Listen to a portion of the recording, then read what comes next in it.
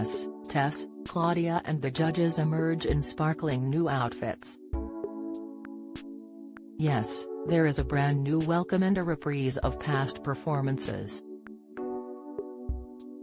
But in reality, that whole juddering juggernaut is accomplished in a single inhumanly long sitting on Saturday.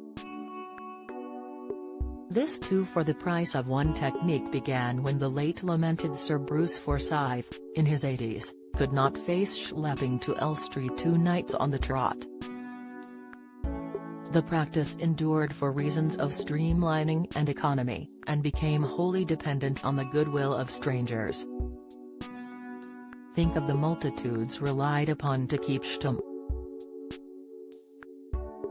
An honor-bound code of secrecy was kept by audiences, cab drivers, caterers, cleaners, scene shifters, hair and makeup artists, the entire crew and a colossal cohort of journalists. It was as if there was a sacred trust, kept until the ungodly moment when a mole went whistleblowing to Strictly superfan Dave Thorpe, who spilled the beans on his Twitter stream. The Strictly spoiler at 11:30 p.m. on Saturday night, ruining the crescendo of anticipation like a giant party pooper. The team are scurrying to identify the source.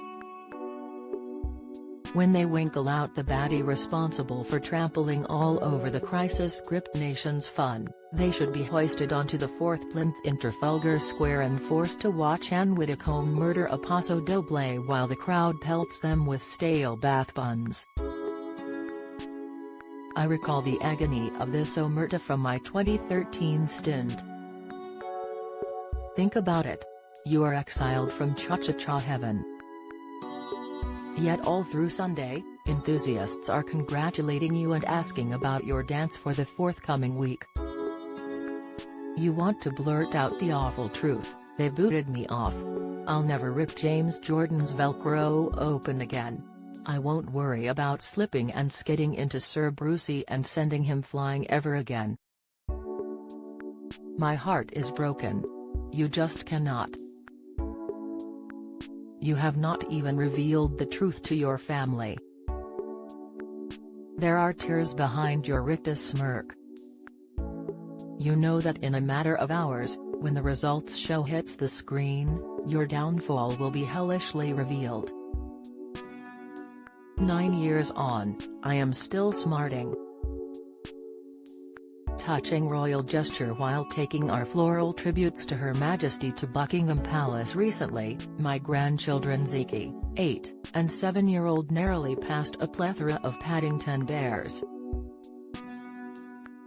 How delightful were these offerings reclining among the roses and freesias. Many owners had also provided jars of marmalade to sustain their bears through the long wait. The late Queen would have loved the idiosyncratic yet eminently logical juxtaposition of furry Peruvian bears with pithy preserves, fragrant flowers and heartfelt notes. How pleased she would have been to know that once the teddies had been given a nice warm bath, they had been given to Bernardo's, one of her favorite charities, and thoroughly enjoyed by the children it supports. This is recycling at its imaginative best, and Paddington's creator, the late Michael Bond, would have been chuffed to bits too. Riotous Robbie's slapstick routine. I met Robbie Coltrane once. We sat in adjoining makeup chairs in a Scottish TV studio and I have never forgotten it. Some folks sit quietly as the slap goes on. Some make desultory chit-chat with the beautifiers. Not Robbie. He performed an entire impromptu stand-up act for their delectation. Each giggle inspired him to flights of fresh fancy. He was superb but must have arrived on set exhausted. I wondered if his need for praise was insatiable? Or was he so hilariously creative he just could not stop the flow?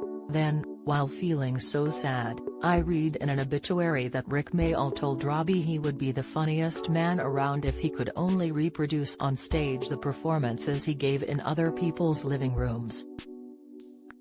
It added that it would be a long time before Coltrane discovered the courage to be ordinary in private. Major grumbles over the jewel in Netflix's Crown. Netflix flagship series The Crown is certainly a seductive beast. Once watched, a scene can never be unseen.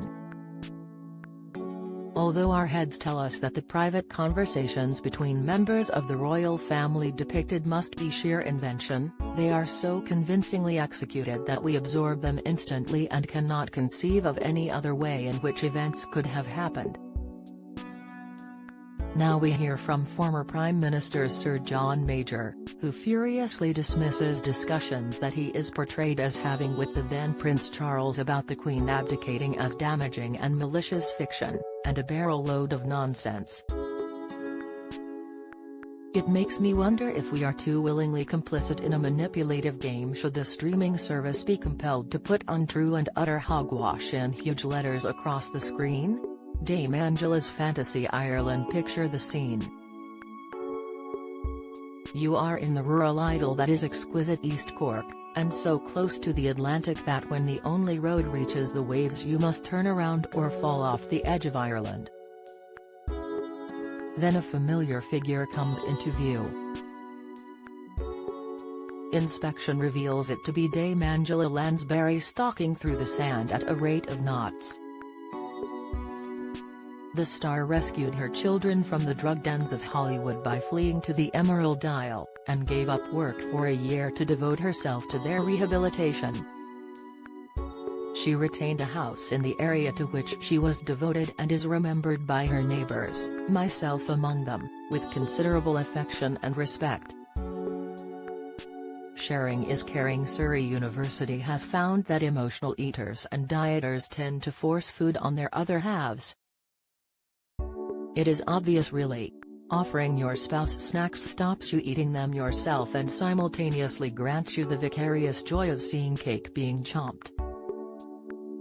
My long-suffering fiancé Ben will confirm that my gastric bypass not only delivered me from temptation, it also absolved him of the need to demolish all the pies I used to push in his reluctant direction.